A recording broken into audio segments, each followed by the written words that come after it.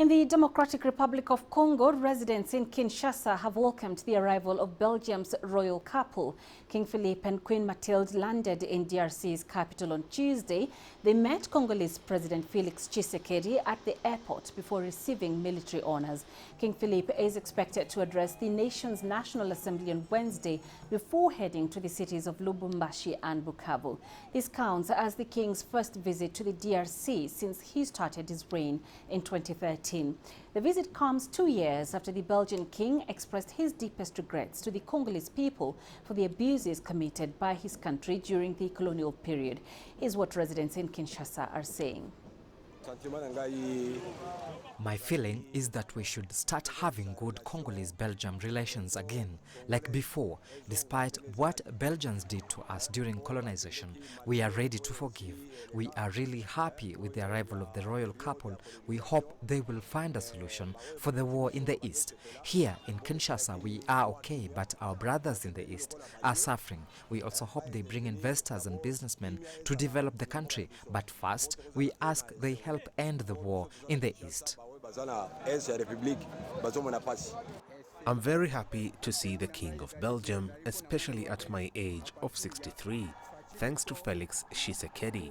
We hope to reinforce Congolese-Belgium relations.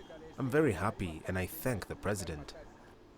We're now joined by Collins Nweke, African Affairs commentator based in Brussels, Belgium. Thank you, Collins, for your time. What are your thoughts on the Belgium's king's visit to DR Congo, and why now?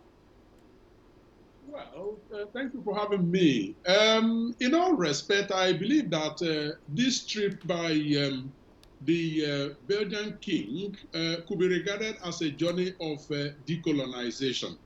Now, in putting such a visit in perspective, I believe that two important factors are critical.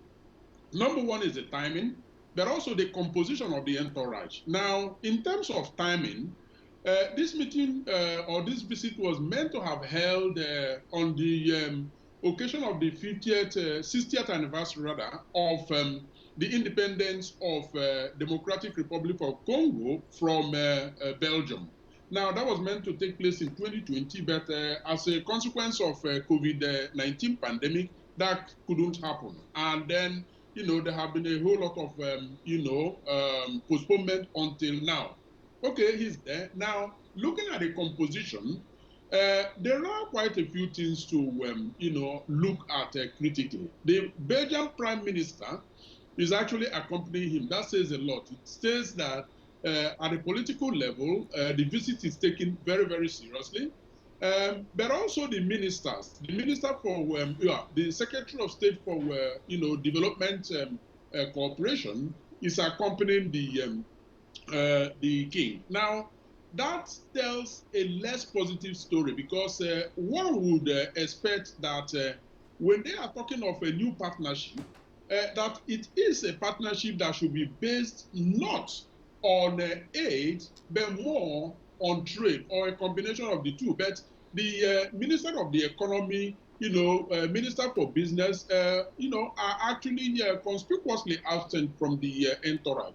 But that aside, you can also look at a number of gestures. For example, the king is taking with him one of the stolen artifacts from Congo, which he intends to return back, to the Congolese government. Why that is a critical, gesture is because while a good number of countries that have looted Africa high and dry during the colonial period are accepting to return the loots, there are a few countries like the UK that is still hesitating. So Belgium, being a small country but a very powerful colonial player at the time, returning a stolen artifact tells countries like the UK in very few words that you are on your own when you refuse to act accordingly. So this is a critical visit, and from the look of things, the king intends to actually hear the common man of the Congo. He's speaking with, youths, addressing a university campus. So it also tells us that he wants to hear the views of the Congolese, especially the next generation, and not just looking at normalization of relationship as something coming from only the Belgian side of the equation. All right, thank you very much for that. Collins Nweke, African Affairs commentator, joining us from Brussels in Belgium.